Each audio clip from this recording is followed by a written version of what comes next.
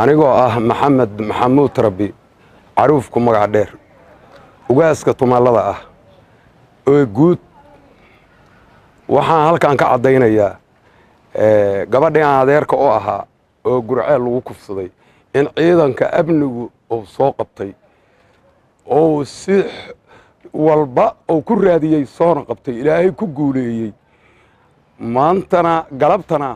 aan qarqaryadii awal haysa iga bacday oo ciidanku iga bi'iyay oo ay soo qabteen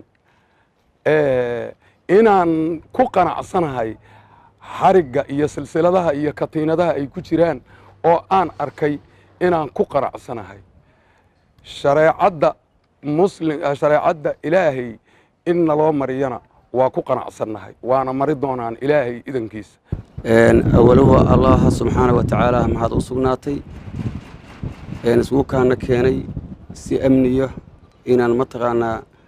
degmadeenna iyo gobolkeenna uga shaqayno mar labaad waxaan rabnaa halkaan inaan galabta ku soo bandhigno arrimo ka dhacay degmadan Gurceel oo dadku baryahan isweydiinayeen in amnigu sidoo wax uga qabtay maamulku wax uga qabtay waxaan rabnaa inaan galabta u soo bandhigno oo cadayno in amniga degmada Gurceel ay soo qabteen dad dambiilayaal ah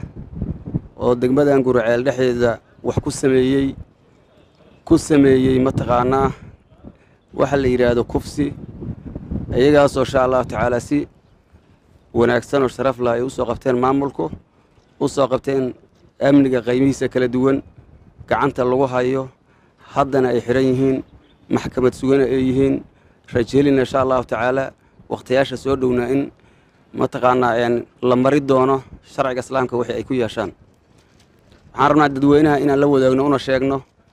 in dadkaas gacanta lagu soo dhigay afartaas qof gacanta lagu hayo amnigu gacanta ku hayo wax la yiraahdo waa la sii daayay iyo lama soo qabanayo inay galabta qadka ka baxdo waxaa kala mahad u sugnaato halkaan uga mahad celinaya ciidamada amniga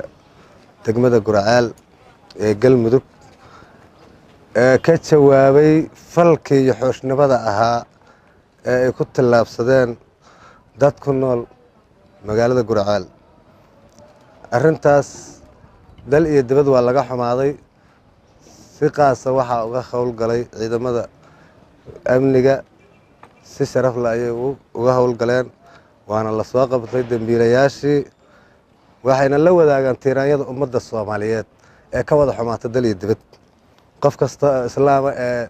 caqiido leh ama iimaan leh wax laga xumaado weeye waa dhammaantay wax aan ka gubanay anigu waxaan ahay xildhibaanka beesha sida qaaska ay ugu dhacday arrintaas assalaamu calaykum anigoo magacaygu yahay Nageeye Maxamuud Rabbi gabadha yarta oo saqiirka oo kufsigu ku dhacayna aan aabaheed ahay afartii nin ee kufsatana alxamdulillah rabbil caalamiin dhabarkayga ay taagan yihiin ciidamada ammaanka ee Galmudugna ay soo qabteen ay ku mahadsan yihiin maxadiha ka gaadho waxaan ogeysiinayaa adduunka iyo meel walba oo ku qanacsanahay sida loo soo qabtay maxkamad sugan ay yihiin alxamdulillah rabbi saasan ay ku mahadsan yihiin dareenkayga aad iyo aad u xumaaday ilaa ay hadda xun yahay waa arrin murugale waxaan ka leeyahay waa la soo qabtay kii ugu dambeeyay shala galaba la soo xiray indhahaygan ku arkaa afartii dambiile oo xiran oo silsilad ku wada xiran indhahaygan ku arkaa way xiran yihiin wayna joogaan waxay joogtaa Gaalkaayo Hargeysaan u qaadnay caafimaadaan ugu qaadnay in badan ay ku maqaneed garowaan soo marinay habeen hore ayaan Gaalkaayo keenay Gaalkaayo joogtaa iskuulay dhaganaysay jaamacada loo bilaabi rabay 2019 ablaalay dhiganaysay Abdi Hakiin Taahir Abdulle Abdullaahi Ahmed Ciise Abdi Ciise Xasan Ismaan iyo Saataq Abdi Rashiid Aadan magacyadoodu ay kala yihiin waxaan soo waafajinaynaa haddii alla idmo shareecada islaamka xukunka ay ku leeyihiin waa la marsiin doonaa idanka ilaahay si cadaalad ah ummadana waa loo soo bandhigi doonaa xukunka ay yeeshaan waxaan rabnaa bulshadu inay ku qanacdo meel walba ay joogaan haddii alla idmo